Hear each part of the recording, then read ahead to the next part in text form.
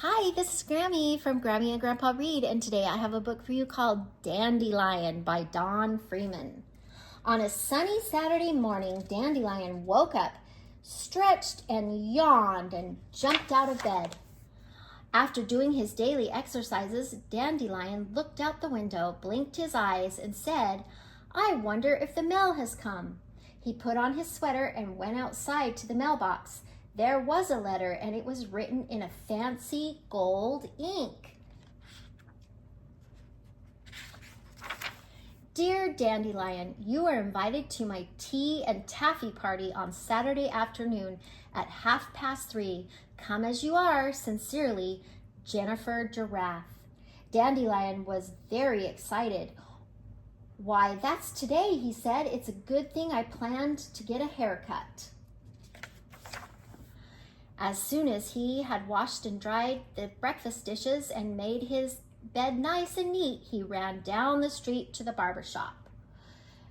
Lou Kangaroo had the chair waiting for him. First, he trimmed Dandelion's hair and then gave him a shampoo. Dandelion thought he should have a manicure too. When Lou Kangaroo had finished, Dandelion looked a bit foolish. His mane was frizzy and fuzzy and completely unrulish.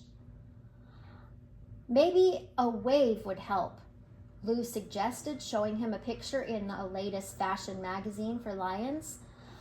What the well-dressed lions are wearing this year.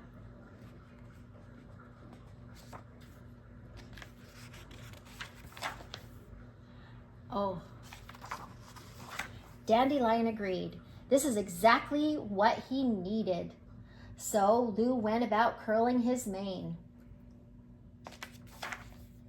He looked magnificent, but now Dandelion thought he should wear something more elegant than a sweater to a party.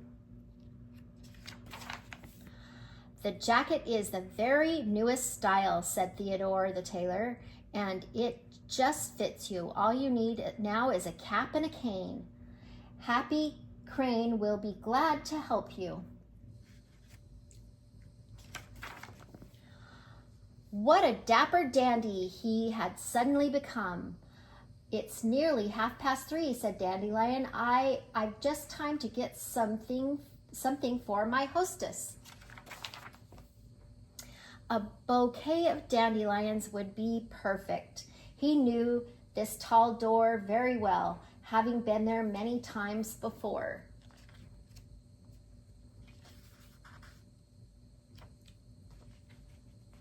Can't get it.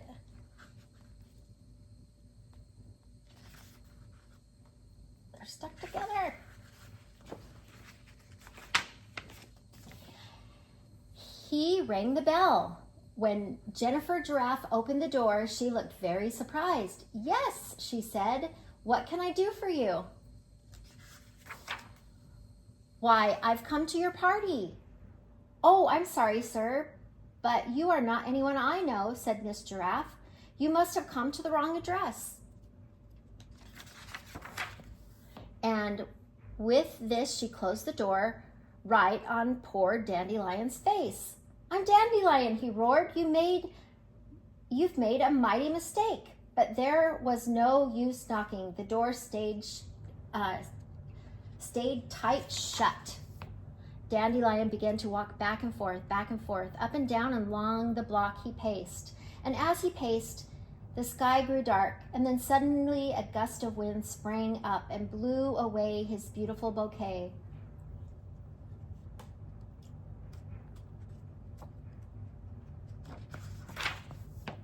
And his snappy cap flew off. To make matters worse, it began to rain in torrents. Dandelion dropped his cane and stood under a weeping willow tree. But the rain poured down through the branches. Dandelion was soon soaked wet, and his curls became unfurled. He took off his jacket and hung it out on a willow branch, and luckily he had kept on his sweater. At last, the rain stopped and the warm sunshine came Beaming down, Dandelion decided to sit on Jennifer Giraffe's front step until his mane was dry. While he sat there waiting, he spied 3 dandelion flowers under the bottom step, where they had been protected from the wind and the rain. He picked the dandelions and said, "I think I will try again."